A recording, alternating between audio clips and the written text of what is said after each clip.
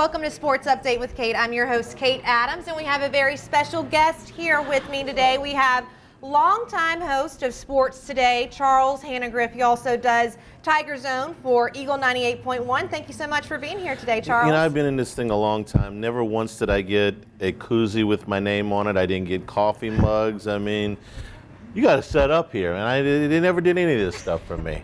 Well, look, thank you. I have to give a shout out, just because you said that, to my dad, Ray Adams, and his business, Sun Doctor. He was the one that hooks me up with all this great swag, so thank you, Dad. Anyway, so Charlie, lots of things going on right now in the sports world. Actually, just before we got here today, there was a press conference with Coach Orgeron, the head coach of LSU football, talking about the Fiesta Bowl that LSU is going to. I want to start off, first of all, a lot of people at the beginning of this season didn't even think LSU was probably going to go further than being 6-6 for the season. Right now, we've got a pretty good record. Going into the season, did you think that LSU would even go to a bowl like the Fiesta Bowl? I thought they would go to a bowl. I didn't think they would go to the Fiesta Bowl. Their total was set at 7 wins for the season, and you could understand why. They were going to be an underdog in the season opener against Miami. They were going to be an underdog at Auburn. They were going to be an underdog against Georgia. They were going to be an underdog against Alabama. And then there were some swing games that we really didn't know about, like Texas A&M and Mississippi State. And, you know, they did a great job with getting through navigating that part of the schedule. They got off to the good start with Miami. The Auburn game could have gone either way. They made one more play than Auburn did that day. They did a great job in not terribly great conditions against Mississippi State.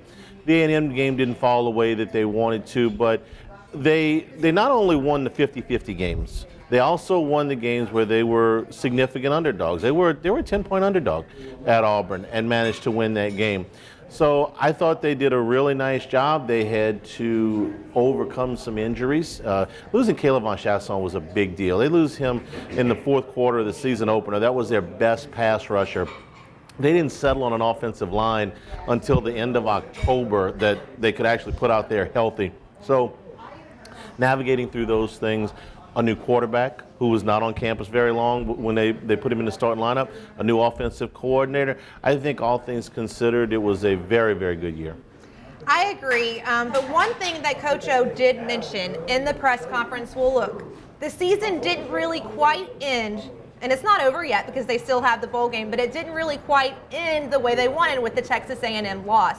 Obviously, lots of speculation with Texas A&M loss. A lot of people weren't happy with the officiating, I being one of them. I didn't really love all the officiating that happened in that game. I do want to touch on Texas A&M since you did bring it up. What are your thoughts about the 7 overtime game? Do you felt like it should have ever gotten to that point? And do you think it could have gone any differently? Well, without going through it play by play, because there were about half a dozen calls that could have gone either way. The one that bothered me was the ball where Kellen Mond goes to the ground and is ruled down when he ended up throwing the interception. And my problem with it is that he had his hand on top of the ball. He didn't have control of the ball. I know the way the rule is written, but I also know the way the rule is enforced. And I've seen 0 times where a guy is given credit for just having his hand on top of the ball with the ball on the ground of being ruled down. It's just, it may be written that way, but it is not enforced that way. But even if it was enforced properly, it still gave A&M a chance to regroup. They essentially got an extra timeout out of the deal. There's no way that if they had ruled him down when he was down, blown the whistle in, there's no way that A&M can get their receivers back, get recycled, call a play, and run it in a 10-second runoff. So it was a tremendous advantage to them. The rest of them, they were 50-50. They missed a false start in the overtime, but I think A&M was going to score anyway. Sternberger's ball, it's a 50-50 call. I've seen that one go either way. The call on Greedy Williams, well, I thought was bad, but I think A&M was gonna, at that point they were scoring at will. Both teams were. The defenses were exhausted. So if I had to pick one, I would say the one that probably bothered me the most was Mond's fumbled snap. That one bothered me a lot. There was a lot of other calls that you kind of mentioned. Like you said, they could have gone 50-50. But look, I mean, LSU did not get the win Coach O and the players not happy about it. They want to end this season with a bang and doing that in the Fiesta Bowl, but they are going up against UCF, who has 25 straight wins. Okay, do you think that LSU can do it? And if so, what do they need to do? Well, Central Florida has been an offensively dominant team in their league, and now they've done it with a second quarterback. Mackenzie Milton was the guy that really was he was so dynamic. I thought he was, potentially could have gotten a Heisman invite. So he wasn't going to win it, but he is so good over the 2 years. And then that horrific injury to knock him out against USF. And I thought what Dario Mack did in the game against Memphis in the championship game was terrific, because they offensively didn't skip a beat, and they came from behind in the second half. They were down 17 at the half. They won that game going away by 15. I think he's a perfect complement to that offense. He doesn't have the reps that Milton did, but he's fantastic. On the other hand, UCF has not been very good defensively. You take a look at a game that they played against Temple late in the season, where Temple ran up over 600 yards. Memphis, at least for a half, went up and down the field. So I think defensively they can be had. Big concern for LSU. They'll be without both starting cornerbacks. Kristen Fulton is out with an injury. Greedy Williams has decided to start prepping for the draft. So they're going to be, they will get Kelvin Joseph back, they think. But going up against a team that moves the ball like that without your top two cover guys is nerve-wracking. I think LSU is better across the board than UCF. But the thing is, this is one game. Those that say, well, UCF couldn't compete in the SEC, I think they would have a hard time going up against an 8-game SEC schedule and running the table the way they did. But that doesn't mean that they can't win one game or two games. And they beat Auburn last year. And Auburn beat Alabama and Georgia. So for one game, you betcha they're gonna give LSU everything they want. Now, do you think that if LSU is able to come out with the win, that everybody's going to say, well, they only were able to do that because UCF is without their starting quarterback? Do you think there's going to be a lot of those people who kind of like to hate on the team, or maybe some UCF people, or what are your thoughts on that? I've gotten an education on just how vocal the UCF fan base is about the lack of respect. So I'm not sure how they would spin it, but motivation is always a big thing with bowls. This is not for a championship. This is simply one more game on the ledger.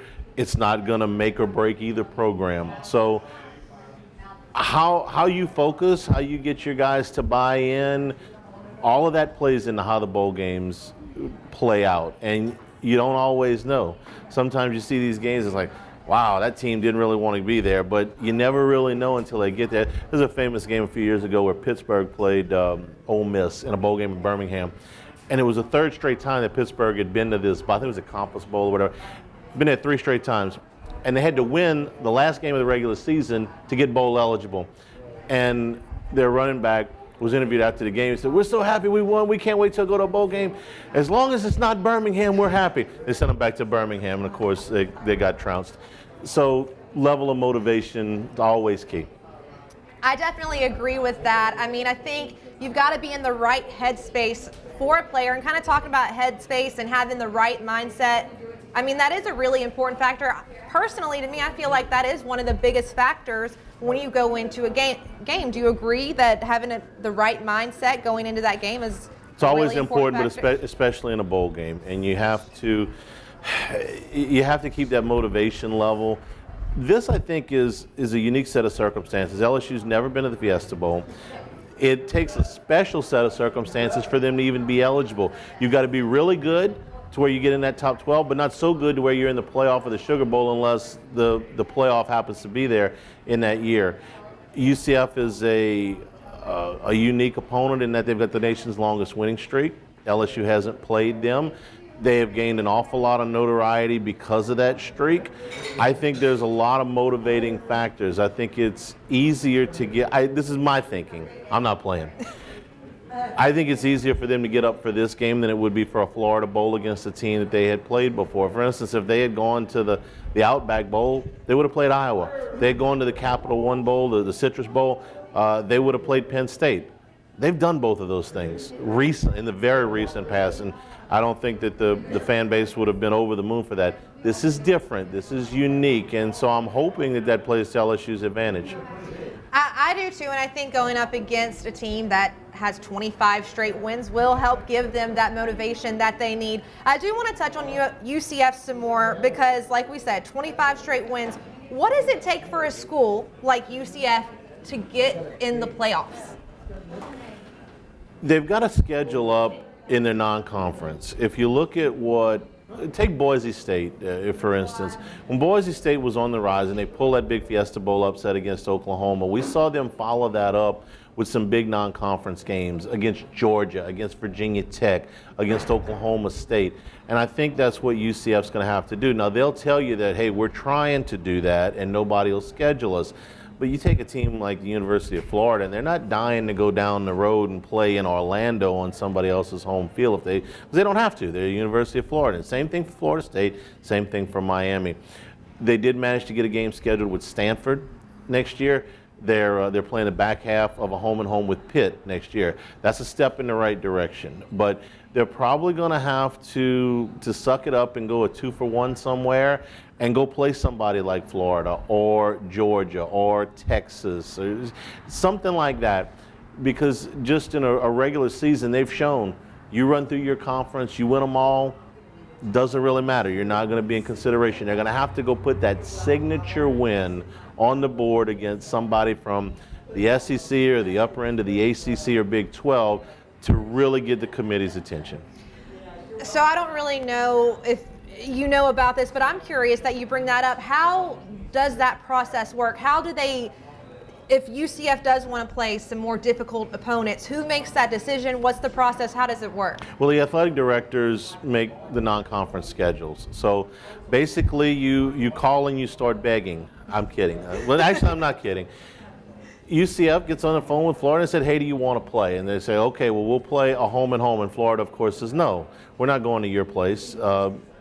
So they come back and they'll say, well, let's play a 1-1-1. Let's play one game at a neutral site, one game home-and-home. And they'll say, no, we're not doing that either. We're the University of Florida. We don't have to do it. I'm just using Florida because they're right down the road. Could be any other SEC team or in most of the ACC. So then they say, okay, well, we'll come to your place 2 times and you come to our place once. And it's, okay, maybe we'll do that. I don't know. Back in the 80s, 70s and 80s, Bear Bryant, when he was at Alabama, would try to help programs that were significantly smaller, and he'd do a 3-for-1, which is how Alabama ended up playing a game in Lafayette against the Raging Cajuns back in, I believe it was 1989 or 1990. But now the games are so valuable at home. You don't, the monetary outlays are so significant. And you take a team like Florida, they can play a game at home and they can rake that gate. They could take a neutral site game at a place like Atlanta or Houston or Dallas. They could rake that gate. Why do they want to go to Orlando? What good does that do them? And if you ask Georgia or LSU or Tennessee or Auburn, they'd probably tell you the same thing. So if you're UCF, you got to give more, and it's an uncomfortable position because you don't want to go tell your coach, hey, I got you a game with Florida, that's great, except you got to go there 3 times before they come here. But that's usually what it takes. Well, I actually never knew any of that, so thank you for kind of educating me a little bit on that. We actually have to take a quick break. When we come back, we will dive a little bit more into LSU, recap some of their season, highlight some of the high points of the season and even some of the low points. We'll also talk a little Saints, Tampa, recap that game, and then preview Saints at the Panthers. We've got to take a short break, but we are here at Scoreboards. The address is 10655 Coursey Boulevard. It's right off Coursey and Airline, super easy to get to, right off the interstate, and they've got TVs literally in every corner. So this is the place to come watch your games, come watch your Tigers, come watch your Saints, and look, they've got some of the best tailgate food you could ever have, and they have daily specials. So come see us at Scoreboards. We'll be right back.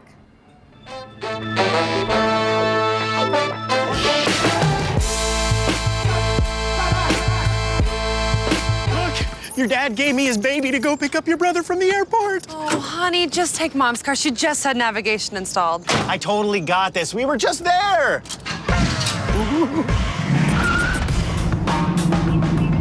Hey, isn't that... Yep. The program program the airport in, just in case. You don't need a new car to have new technology. Mike's Audio, conveniently located on Airline Highway near the corner of Bluebonnet. Hi folks, Clarence Buggs here. Coach Roger Cador would take the time to tell you how to catch our brand new show, The Roger Cador Show, but as you can see, he's kind of busy right now out at Scoreboards, Baton Rouge's newest sports grill with food that is absolutely amazing. Catch the show 8 o'clock Tuesday nights, 6:30 p.m. on Wednesdays and on Pelican Television's YouTube channel as well. You want to come out and have a great time. It's awesome, isn't it, Coach? Mm-hmm. Told you.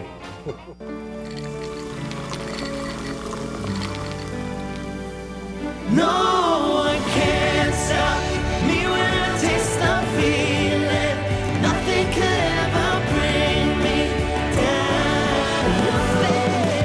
Nothing could ever bring me down.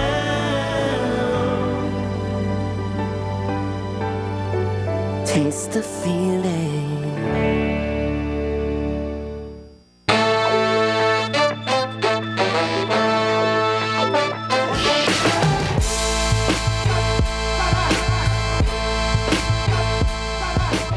Welcome back to Sports Update with Kate. I'm your host, Kate Adams, and we have longtime host of Sports Today on 104.5 ESPN Baton Rouge Radio, as well as host on Tiger Zone on Eagle 98.1, Charles Hannegriff.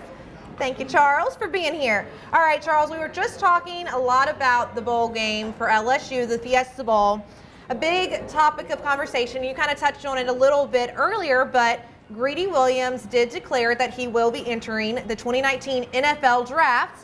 And because of that, he will not play in the bowl game. He actually announced this information on Twitter before Coach O even saw it, and Coach O was made aware of this in a press conference. So I know that Coach O even said today in his press conference, he was asked about this. He said, look, he really believes in kind of an old school mentality that you should maybe do what's best for the team, and Greedy is one of our top players, so it would help if he was playing in the bowl game. But I kind of want to get your thoughts on how Greedy handled the situation, and in your opinion, do you feel like players should, I mean, right now they can make that choice, but do you feel like it's wise to allow players to make that decision for themselves? Well, you have to. I mean, it's their talent, it's their career, and I'm disappointed, but I understand it. What started this was a player named Jalen Smith about 3 years ago. And he was a linebacker for Notre Dame, and he was a projected top 5 pick. And he hurt himself at the Fiesta Bowl, and it was a serious enough injury that he missed an entire year. So instead of going in the top 5 picks of the first round, he went in the top 5 picks of the second round. This was about a $20 million injury that he had. And it opened some eyes, and Leonard Fournette and Christian McCaffrey the following year said, count us out. And that trend has continued to grow from there. And if you got one shot to go and make your money on that rookie contract, and the second contract is far from guaranteed. I don't begrudge a kid saying, you know what, it's essentially an exhibition game. Count me out, okay? Now, I do wish Greedy had told Ed Orgeron before he put it on Twitter. I think he owed him that, but if you tell a kid, listen, go out there and risk everything, risk, millions and millions of dollars for one more game that, I'm sorry, is essentially an exhibition game, I get why they say, no, count me out.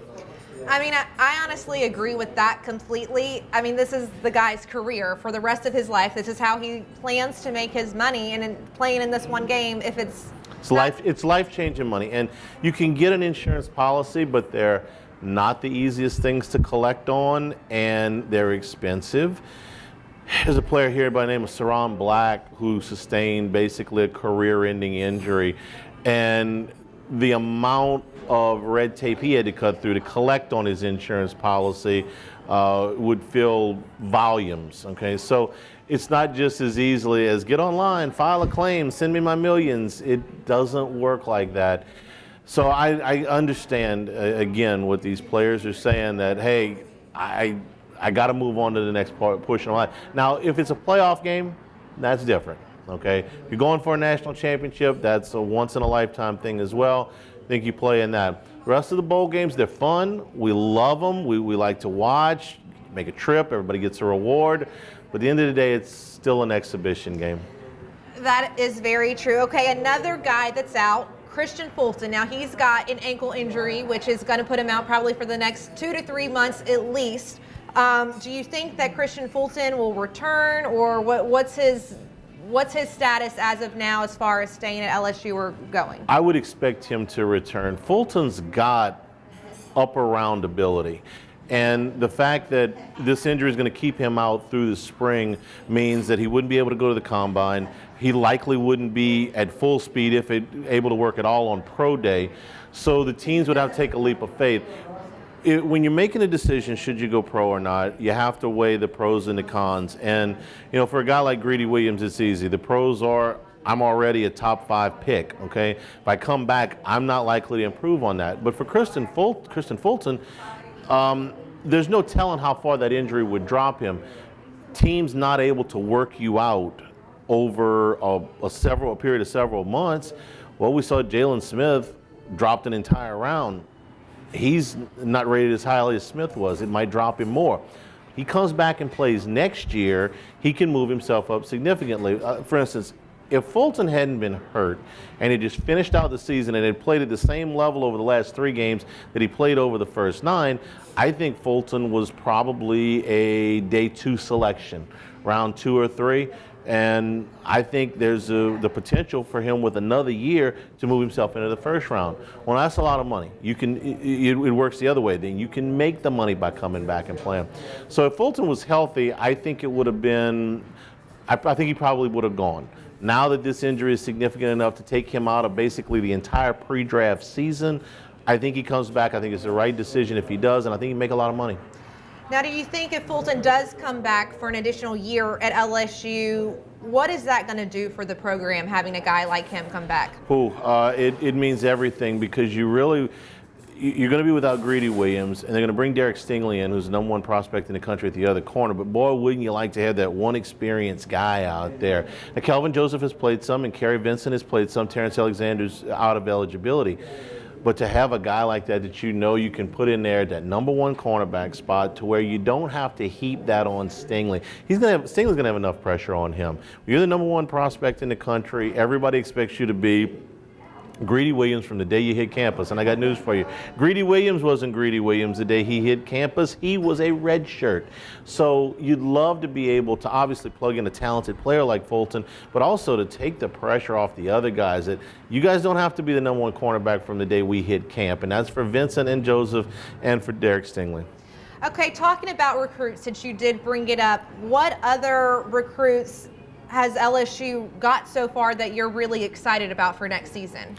Oh, well, John Emery, I think, is going to be a terrific running back. And I'm bullish on running backs in the first year, because I think more than any position, it's instinctive. I think you can come in, I think you can make an impact immediately. Not that you can't at the other positions, but I think at running back you really can. There'll be a very significant spot in the 2 deeps with Nick Brossette finishing his eligibility. I think John Emery is a top 10 prospect in the country, can come right in and play. So I would say him right off the bat. So about a week left, like we talked about earlier off air, for Coach O and the staff to get the last bit of recruits left for this year. Do you think that we've got some good recruits kind of locked down, or do you think they've got a good plan and that we might actually have some guys sign with us before the end of the year? What we found is the second year of the new system, which is a 3-day signing period in December and then a signing day in February, which is traditional. Last year we saw the Power 5 program sign about 80% of their class, or 20 out of 25. I think that number will be probably very close, plus or minus 1 for LSU. I think you'll see them sign 19, 20, 21 kids next Wednesday, and then there'll be that push for the last 3 or 4 guys going into February. So if they hold, say, the 19 that they have today as we tape this, and that number is 19, 20, or 21 next week, that's enough for a top 5 class right there based on what the other teams have signed. Then if you're just comparable to that, you keep that top 5 class in February. There's some real key guys on that back end, but the 80%, you're looking at a top 5 class. Saying all of that of what you just said, Would you, I guess, kind of put LSU up there if they are top 5? Would this be one of the better years for LSU as far as recruiting goes? It's probably the best in 3 years. It's I'd have to see the end of it before I could tell you it's the best ever. It's a significant upgrade over last year. Last year they were in the teens, although that was not counting the graduate transfers. And I think that you would agree with me that Cole Tracy and Joe Burrow, as part of that signing class, were pretty important to what LSU did this year. So I think that it's got a chance to finish as a top 5 class. I would put you as one of the better classes. I mean, is it the best class here? I'm not ready to say that, but is it the type of class? Alabama, Georgia, Texas A&M, LSU, all in the top 5 or 6. Well, that's who you're competing with. You know, you got to play those guys. You want to win a championship, that's who you got to beat. So you better. I had a coach tell me, Jerry DiNardo told me this years ago, and it's so true. He says, look, it's harder to get from 10 wins to 12 wins than it is to get from 6 wins to 10 wins. And so you come in and you have a top 15 recruiting class. You can get to 9 wins, 10 wins, but to get from 10 to 12, you better have upper echelon talent, elite talent, not just good talent. That's where you got to be top 5. Well, that's where Saban probably does it right, because some of those guys, or a lot of the guys on his team, all look like they could play in the NFL right now, I'm pretty sure. He's had the #1 class for, I think it's 6 of the last 7 years or whatever it is. That's where he wins, okay? He's an excellent coach on the sidelines, but this is where they dominate. They have their pick now. It's sort of built in where the top prospects want to go there. LSU lost a kid named Patrick Surtain last year, who it looked like was coming here. He went there, they took him to the championship parade, and guess what? That's where he ended up, and he ended up being a starter for Alabama. Yes, that's where Saban wins, is in February. I would agree with that. Another quick question while we are on the subject of Nick Saban and Alabama. Do you feel like the shutout this year at home in Tiger Stadium, obviously a lot of recruits at that game, probably for Bama and LSU, you know, some that may have been recruited by both at that game. How bad did that hurt us as far as recruiting goes? It's my experience that one game doesn't make or break you in recruiting. It doesn't mean that you're going to get all the top guys. If you win a game, doesn't mean you're going to lose all the top guys. But you have to shape your story, okay? If you're winning those games, you say, hey, come here and be a part of this winning program, this winning tradition. And if you're losing those games, you have to tell a story. We need you to come here so we can start winning these games. You're better than the guys we have now. This is where, you know, you have to be a salesman if you're in recruiting. So I look, all of these programs have a lot to sell. You can get to you can get a great education in any of these places. You can get to the NFL from any of these places. You can win a lot of games and get to go to places like the Fiesta Bowl and the playoff and all that stuff at all of these places. It's going to be a comfort level. How comfortable are you with the coach? How close is it to your home? Some kids want to stay close to home. Some kids want to get away. You know, is my brother in school? Is my girlfriend in school? Does my mom want me to go here? Does my grandma want me to go here? Does my high school coach have something to say about it? All of those things factor in, and every recruit's different. So you have to learn. You have to find out what moves you. What's important to that recruit. And focus on that. And the good recruiters, the great recruiters, that's what they figure out. What's important? What's the most important thing to this kid? And that's where they go. Look, I agree with that completely, and I think that Coach O's done a pretty decent job so far this season, and we'll see how he does come a week from now and see how many recruits we are able to secure. But we do have to take a quick break. We are here at Scoreboards 10655 Coursey Boulevard, right off of Coursey and Airline. Like I said earlier, right off the interstate, so it's super easy to get to. They've got great food, TVs in every corner, so this is the spot to come watch your sports game, cheer on the Tigers, cheer on the Saints, and look, they've got specials every single day, so you've got to come check it out. Come check out my show, especially come watch it live. You've got to. So we've got to take a quick break, but we will be right back.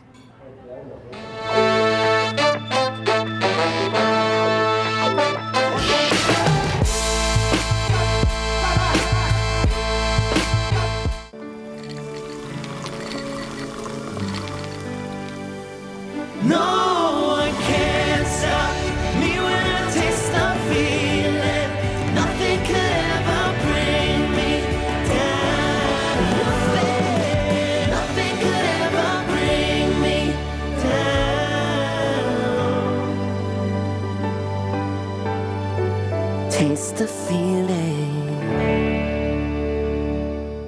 Hi folks, Clarence Buggs here. Coach Roger Cador would take the time to tell you how to catch our brand new show, The Roger Cador Show, but as you can see, he's kind of busy right now out at scoreboards. Baton Rouge's newest sports grill with food that is absolutely amazing. Catch the show 8 o'clock Tuesday nights, 6:30 p.m. on Wednesdays, and on Pelican Television's YouTube channel as well. You want to come out and have a great time. It's awesome, isn't it, Coach? Mm-hmm. Told you. Look, your dad gave me his baby to go pick up your brother from the airport. Oh, honey, just take Mom's car. She just had navigation installed. I totally got this. We were just there.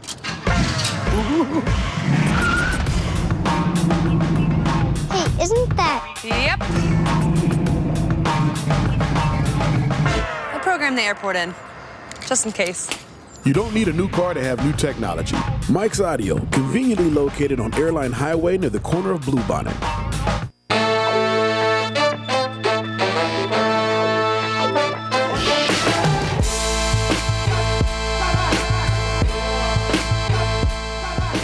Welcome back to Sports Update with Kate. I am your host, Kate Adams, and we have Charles Hannegriff here with us. All right, Charles, we've been talking a lot about LSU. There's two more things, maybe more than that, we'll see, but that I want to really touch on while we're talking about LSU. All right, one of them being Devin White. Now, Devin White did announce he was going to play in the bowl game, and we all know that he will most likely be a very high pick if he does decide to declare for the NFL draft. Now, I did see a tweet earlier from Patrick Queen that said he overheard that Devin was going to come back for his senior year. Do you think that there's any truth to that statement? I think Patrick Queen heard it, and I think Devin White maybe even said it. I think it's an emotional time right now. I think that, the season's just got over with a couple of weeks ago. They just went through exams. They're excited about going. He's excited about going to the bowl game. He's around his guys. But I think when the game is over and he sits down with his parents, with his coaches, when everybody, and they look at it, and he's going to be a first-round pick, I think the emotion subsides a little bit, and you probably make a business decision. It doesn't always work that way. You get a guy like Tre'Davious White, would have been a first-round pick after his junior year, more than likely, and decided to come back for his senior year and was a first-round pick and is doing very well for Buffalo. So I'm not going to tell you it won't happen, but I'm telling you way more often than not, if they're a first-round pick, they're going to look at it when everything settles down and the emotions have subsided. You go, I'm going to make a business decision. Orgeron called him, compared him to Patrick Willis, was a linebacker that he coached at Ole Miss that won the Butkus Award, the same way White did, and was the 11th pick in the draft by San Francisco. And he retired early. He actually played 7 years in the league, was All-Pro, and decided at 29 that he didn't want to play football anymore, that he was worried about his health and shut it down. I think that if Devin White went pro, that's not a terrible prediction for where he might go in the draft, number 11. Again, draft's unpredictable, so we can see the order. Might be 2 spots in front of that, might be 2 or 3 spots behind that. But I think it's a reasonable, gauge right now, pre-combine, pre-workout, pre-all that stuff. But that's a lot of money. It's a lot of money. It is a lot of money, and Devin White is actually the first player in LSU history to win the Butkus Award. I mean, how special is that to him? I don't know. I mean, what does that mean for Devin White winning that award? He said going into the season that he wanted to be the best linebacker ever at LSU. And that's a subjective thing, but it's a great goal to have. I thought that, watching him play, and I thought about some of the great linebackers that have come through here, back in the 70s, guys like Warren Capone and Mike Anderson and George Bevan, and then you got into, in the 80s, and I remember watching Al Richardson when I was younger. Al Richardson tackled you coming off the bus. I mean, he was great. And then guys like Eric Hill and Michael Brooks, and on forward into guys like Brady James and Trev Falk. And I would put Devin White up there with the very best that have come through here. I really would too, and he's not only one of the best on the field, he also seems like one of the best leaders that's on the team. Would you agree with that? Yeah, everybody likes him. He's been a lead by example guy. I think he's done some great things since he's been at LSU. And it wasn't the smoothest transition for him. He had some problems in high school, and he worked through that and has had an exemplary career at LSU. And you know, I think everybody likes the story with the horses and everything, and that helps. But if you talk to him, he's a very likable person, and you can see where his teammates would gravitate toward him. So yeah, I think he has done a good job of leading. He is a very likable person because every time we interview, he's always one of the best interviews. He always knows the right thing to say and just the right way to say it and everything like that. All right, I want to touch on another player, Grant Delpit.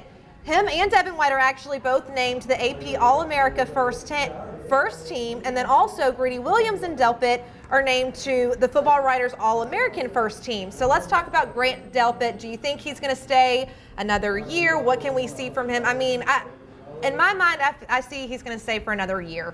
And I think that he could develop a little bit more, but he's already been very successful where he's at. And do you think we'll see more success from him? He's got to stay next year, you know, by rule. But I think that's it. I think he will be a first-round pick. I think he'll be a high first-round pick. I have a hard time comparing him to anybody because he's a unique player. He doesn't play exactly like Jamal Adams. He doesn't play exactly like Tyrann Mathieu. He doesn't play exactly like Eric Reed. But there are, and I'm using those guys as recent, you know, really dominant players at LSU. And Adams and Reed were safeties, and Mathieu sort of played all over the place.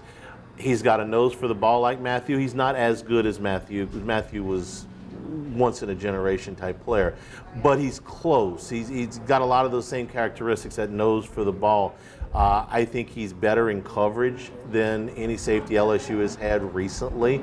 I think he's not maybe quite the tackler that Adams was, but he's close. And so when you put it all together, you're talking about the complete package. And you know, Adams was a top 10 pick of the Jets. I'll be surprised if Grant Delpit goes through his junior year injury-free if he's not a top 10 pick next year at this time. Yeah, well, LSU, look, got a lot of talent this year, and with those 2019 recruits, that we hope we can add some more for next year. And look, we hope we get the win in the Fiesta Bowl. But we've talked a lot about LSU, so I'm going to say it's going to be time to go ahead and switch it over to our New Orleans Saints. All right, New Orleans just got a big win against Tampa Bay. That was their first loss in week 1 of the season. They were able to come out with a win, came out on top, and now they are NFC South champs for 2 consecutive years in a row. I think the first time that they've ever done that in franchise history, having back-to-back NFC South championships like that. So I just want to talk a little bit about your thoughts. Look, they're bringing us some really good. What is this? Tell us. It's the shrimp and corn bis. Shrimp and corn bis. So. All right, I'll be with you in a minute. All right, you'll be with me in a minute. Yeah. See, that's why you got to come here to Scoreboard. It's because they bring us food all the time, and I love it. It's some of the best food that you literally will try, but. Kind of lost my train of thought a little bit with the food being brought because, look, I love to eat, no doubt about it. And NFC South. NFC South. So NFC South champions.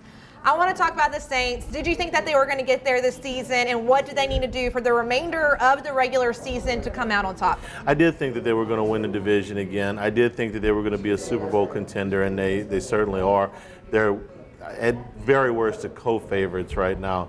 What do they need to do? They need to secure the #1 seed. The South is wonderful, but what they're really looking at is the #1 seed in the NFC, because if the road goes through the Superdome, then the Saints become much bigger favorites than they are right now. I think that this team is built to win on the road better than Saints teams of the past. But I don't want to find that out. I want the road to go through New Orleans. We've seen the Rams and the Saints play in the Superdome. Rams right now are the #2 seed. The Saints won that game. If the Saints played when they lost to the Cowboys, it was in Dallas. It was kind of a charged up atmosphere. I think if that game's in New Orleans, it's a very different game, and I feel the same way if they play Chicago. So they've got the lead now. So they don't need to scoreboard watch anymore. They needed that Chicago win over Los Angeles on Sunday night. They got it. So now it's up to the Saints. 3 games left, 2 of them in the Dome. You win those 3, and it doesn't matter what anybody else does, and then the road goes through New Orleans. I do think, though, that what has caught my attention in the last 2 weeks of the season is in a year where we talked about nothing but offenses and the Rams and the Chiefs and these high-scoring games, the 43-40 game the Chiefs played with the Patriots. Top 6 teams in the NFC: the Saints, the Rams, the Bears, the Cowboys, the Seahawks, and the Vikings. That's how we sit right now. Have all played each other in the last 2 games. And the top point total scored by any of those teams was Seattle's 21 points last night against the Vikings in what was a very ugly game, and they needed a scoop and score to get to 21. I'm very surprised that the defenses have taken center stage as we've gotten down later in the season. I'm not telling you it's definitely going to stay that way, but when those teams have played each other, the Saints played the Cowboys, the Rams played the Bears, the Seahawks played the Vikings, nobody scored. I wonder if it's going to be like that in January and who that favors. You do make a really good point, and with that point, and I probably need to look it up to be sure, but I believe that the Saints have held their last 5 opponents to 17 points or less, or somewhere around that. And you talking about the defense, the Saints defense did kind of struggle early in the season. It seems like it took them a little while to kind of gel with each other and figure out what they needed to do in order to have a successful defense. How have you seen the defense improve over the season, and what else do you think the defense needs to do to step up their game? Well, there's a couple of things. Early in the season, they had basically a basket full of linebackers. Okay, they're trying to figure out which ones played where, and I think they sorted that out probably a month and a half into the season. So now you know whose role is what. I think that Marcus Davenport is better now. At the beginning of the season, they're trying to work him in. I think he's become a factor. I think Sheldon Rankins is having a breakout season. That's before I even get to Cam Jordan, okay? But if you're looking for a tangible thing, the acquisition of Eli Apple really has made a difference. They've been able to do more coverage, do different things in coverage than they were before. When they were singling up guys on the other side of Marshawn Lattimore, they were giving up some big plays. And Apple was a significant talent upgrade. Early on, they were just playing them on each side. Now they've gotten to where Apple knows the defense well enough that Lattimore can shadow the best team's receiver. And that'll be a big deal if you get into the postseason and Lattimore's got to guard Brandon Cooks or he's got to guard Amari Cooper. I think that, as much as anything, has sped up their progression on defense. Now, a lot of people in the beginning weren't too fond of Eli Apple, talking about him, but it does seem like he's been able to learn the defense a little bit better. Are you impressed with him so far? Yeah, it's comfort level, and I don't think he had some off-the-field problems, locker room problems in New York last year, kind of got into it with Landon Collins, and it looked like it had mostly gone away this year, but the Giants weren't having a very good season. Remember that Eli Apple's from Ohio State, and Marshawn Lattimore's from Ohio State, and Von Bell's from Ohio State, and Kirk Coleman's from Ohio State, and Ted Ginn, before we got it, from Ohio State. There's a lot of Buckeyes, ex-Buckeyes, in that locker room. I think there's a comfort level. And so, yeah, the stuff on the field, but the stuff off the field that was a problem for him in New York is not a problem for him in New Orleans. Well, talking about guys that are being added to the team kind of later in the season, they tried to add Des Bryant, then he tore his Achilles. Now they try to add Brandon Marshall. He hasn't been active in any of the games since he's been an addition to the Saints. Do they add anybody? I mean, are we going to see Brandon Marshall play? Do you have any idea of his status of the his reason injury? that he's not playing is not because he's not in shape or not because he doesn't know the system. It's because the guys in front of him are playing better. And if you have that, then the reason everybody knows about Brandon Marshall is because of the things that he did in the past. But the truth is that the Saints bring in players for tryouts every week. They don't always make the team, but if you watch the waiver wire and you watch the practice squad transactions, the Saints are liable to add 1 or 2 players every Friday, and Saturday they decide who's going to be active, and sometimes it's a game time decision. It's not unusual for them to bring in a guy what they call off the street. Marshall wasn't playing for anybody, and maybe he's active, maybe he's not. Somebody gets hurt, he's there. If not, he stays on the inactive list. The difference here is that we know who Brandon Marshall is. If this was John Smith, we wouldn't really care all that much. Brandon Marshall right now at this point, I think, is an insurance policy. The guys in front of him continue to play better, then they'll stick with them. If something happens and they can use him, well, then he's there.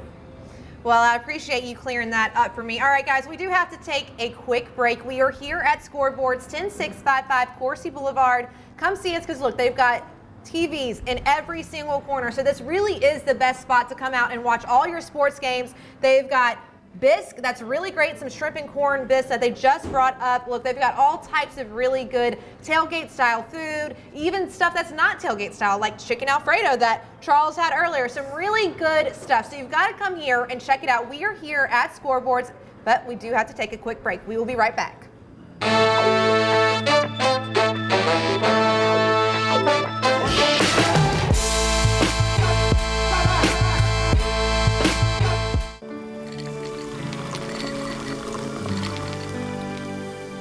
No one can stop me when I taste the feeling. Nothing could ever bring me down. Nothing could ever bring me down.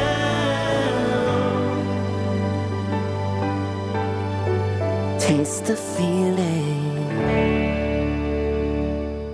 Hi folks, Clarence Buggs here. Coach Roger Cador would take the time to tell you how to catch our brand new show, The Roger Cador Show, but as you can see, he's kind of busy right now out at Scoreboards, Baton Rouge's newest sports grill with food that is absolutely amazing. Catch the show 8 o'clock Tuesday nights, 6:30 p.m. on Wednesdays and on Pelican Television's YouTube channel as well.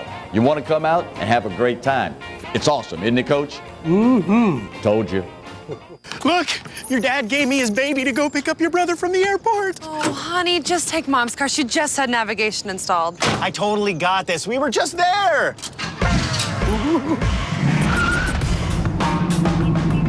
Hey, isn't that... Yep. I programmed the airport in, just in case. You don't need a new car to have new technology. Mike's Audio, conveniently located on Airline Highway near the corner of Bluebonnet.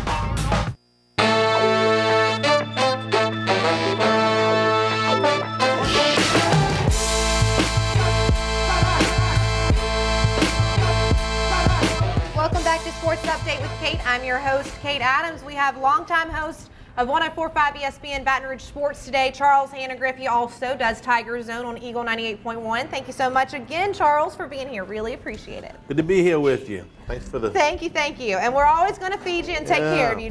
Don't worry about that. All right, we were talking about the New Orleans Saints. I want to stay on that subject. Some guys that we haven't really talked about yet. Michael Thomas. We were talking about the wide receivers, the addition of Dez Bryant and Brandon Marshall. But with Michael Thomas on your side, do you really need the other guys? I mean, how much has Michael Thomas impressed you so far this season? Well, he's been a record setter. And Drew Brees has a way of making guys look good. If you run where you're supposed to run and you catch what is in your area, Drew Brees is going to make you look good. He's done it for a lot of receivers, but Thomas is a special case. I think he's the most physically talented receiver that Brees has had since he's been in New Orleans. Marcus Colston was great, but I think Thomas is a bigger, faster version, and he catches everything. I mean, you very rarely see him drop a ball. You do need the other guys because eventually there will be teams that will say, we're gonna double team Thomas, and the Rams even double team Kamara. So you got to have the other guys too. But Thomas has been fantastic. This will definitely be the best season a Saints receiver has had since Peyton and Brees have been in New Orleans.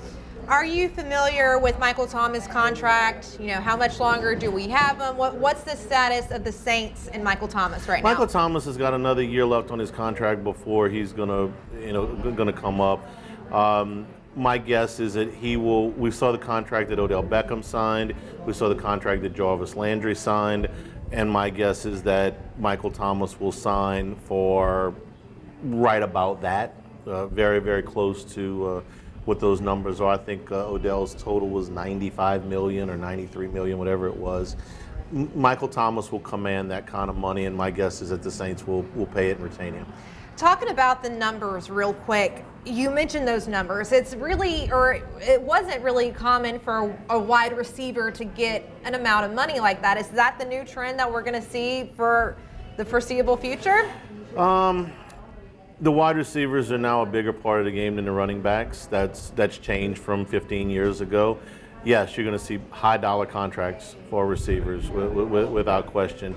I don't know that it's never been like that. I think the best players get paid regardless of position. But yeah, you're going to see an Antonio Brown, not to go all biblical, but Antonio Brown begat DeAndre Hopkins, begat Odell Beckham, and Michael Thomas he's next. He's the next guy that's going to be on that list. So it's a passing league now. The rules dictate such, and yes, you're going to see those receivers get that money. Well, let's hope that New Orleans, if they choose to, is able to put up that amount because, look, he is one heck of a receiver, and I would love for him to stay on the New Orleans Saints for as long as he can. The good news is, real quick, is that they have got a core of players that are going to be on their rookie contracts when Thomas comes up. Guys like Ryan Ramczyk and Alvin Kamara and Marshawn Lattimore and Von Bell. And when you've got that many guys on rookie contracts, which is to scale, then you can spend a little bit more money on free agents. When you don't have those guys on rookie contracts, it's harder that are productive. Then it's harder to go out and make those big free agent signings, even if you're retaining your own free agents. This is something that the Pelicans have never bothered to learn. But I digress. But that's another story, right? Well, I'm going to stay on the Saints, actually. I want to talk about Kamara, who you just mentioned. I mean, Kamara is having one hell of a season. He's proven himself to be really productive. It did look like he struggled a little bit because they were really covering him in that Tampa Bay game.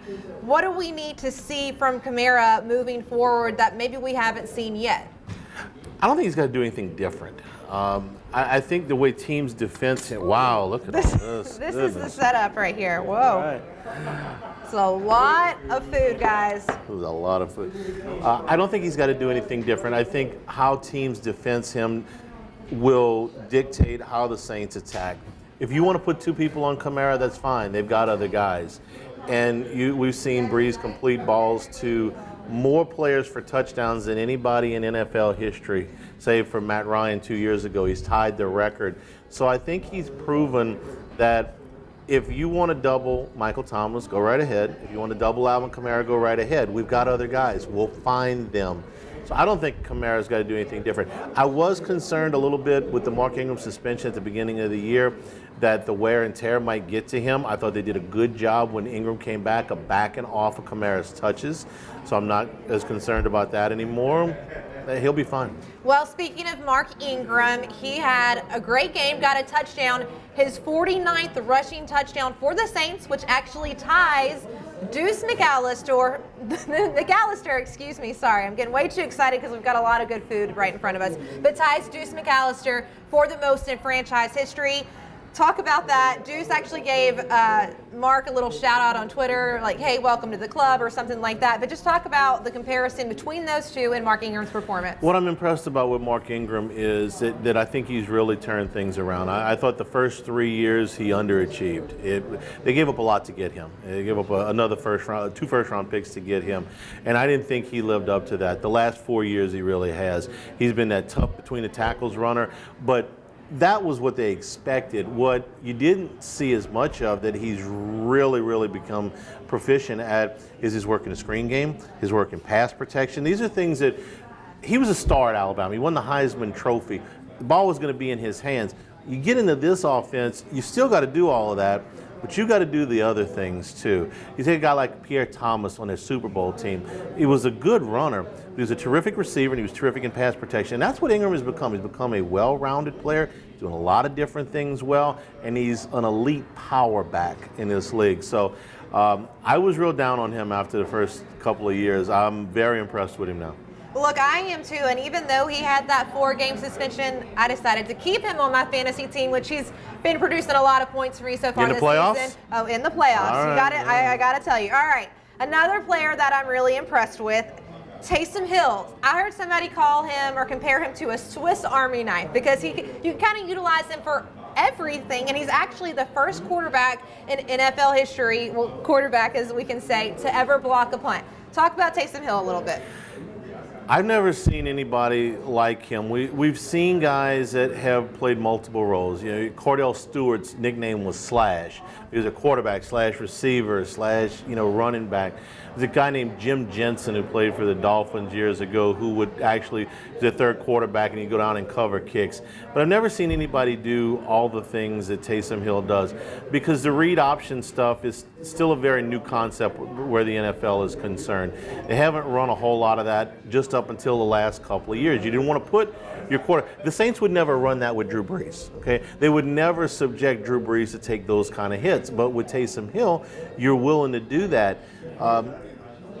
Coverage, protection. He's thrown a pass. He's a receiver. I've never seen anything quite like him at the NFL level. The last guy I remember that went both ways was a guy named Roy Green with the Cardinals, and he was a receiver and a cornerback. But Green didn't do all of these things, so he's unique. He's unique. He definitely is unique. All right, we are running out of time, but before we're running out of time, I do want to get your opinion real quick. Drew Brees right now was on track for NFL regular season MVP. I've heard through the grapevine he might be competing with Patrick Mahomes. Where do you see him at in that role right now? I think it's close, but I think if the vote were today, I think Mahomes would win. I think the overall statistics favor him at this point. 2 weeks ago, I thought it would have been Brees. I think that this is very much in play in the last 3 weeks of the season. So Brees does still have a shot at getting it then? Yeah, okay. I think this is fluid. Like I said, the vote were today, I'd say Mahomes, but I think this award is definitely in play in the last 3 weeks. Okay. Well, I know that everybody, especially all of Who Dat Nation, definitely wants Brees to be a regular season NFL MVP, especially since he actually has never gotten the opportunity, as great as a quarterback as he is, to have that honor. So I know that all of Who Dat Nation does hope for that. All right, Charlie, I do have to tell you, thank you so much for coming on. You always have some really great insight into the sports world. I enjoyed it. We're going to enjoy this. Look, we are about to enjoy this. I do have to take a quick moment to show you what they got. So we've got some blackened shrimp Alfredo. This looks really yum. I cannot wait to get my hands on this. What else? What do you got? A crawfish etouffee over there? It's with some pasta, I believe, and some bread pudding. And then bread pudding, y'all. You've got to come here for the bread pudding because I'm going to tell you, it is some of the best bread pudding. Sometimes they've got a little praline. I'm not from Louisiana, so hopefully I said that right. A little praline side with it, but y'all got to come to Scoreboards and check out the food. I'm telling you, it is amazing. All right, I do want to give a quick shout out. Say thank you to my producer, Caleb St. Germain. Always does a fantastic job on all the graphics. I want to give another quick thank you to you, Charlie. A thank you to Alan Traylor, Jonathan Poche, everybody that we have here helping us out at Pelican Broadcasting. It would not be possible to have this show without you guys. Thank you so much for joining us. Make sure that you check this show out on YouTube. Just go Sports Update with Kate. We're so happy to have you, and we'll see you next week.